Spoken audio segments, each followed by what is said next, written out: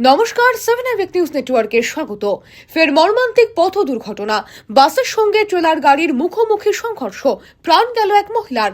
মর্মান্তিক এই দুর্ঘটনার সাক্ষী থাকলো মোহাম্মদ বাজার অঞ্চলের বাসিন্দারা। এদিন সন্ধ্যায় সিউড়ি থেকে রামপুরহাট মুখী একটি যাত্রী বোঝাই বাসের সঙ্গে মুখোমুখি সংঘর্ষ হয় একটি ট্রেলার গাড়ির। সংঘর্ষের তীব্রতায় বাসটি নিয়ন্ত্রণ হারিয়ে উল্টে যায়। যাত্রীদের আর্তচিৎকারে সাহায্যের জন্য ছুটে আসেন স্থানীয় বাসিন্দারা।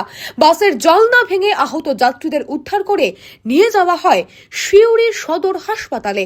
আহতদের মধ্যে ছিলেন মোহাম্মদ বাজার বিএলআরও অফিসের কর্মরত 27 বছরের হাবিবা বিবি। পরিবারের অভিযোগ, হাসপাতালে পৌঁছানোর পরেও চিকিৎসকেরা যথাযথ চিকিৎসা না শুরু করায় হাবিবা বিবিকে রামপুরহাট মেডিকেল কলেজে স্থানান্তরিত করা হলে পথেই মারা যান তিনি। আর হাবিবা বিবির এহেন মৃত্যুতে কান্নায় ভেঙে পড়েছেন তার স্বামী, 2 সন্তান সহ পরিবারের লোকজন। ইতিমধ্যে পুরো ঘটনার তদন্ত শুরু করেছে রামপুরহাট থানার পুলিশ।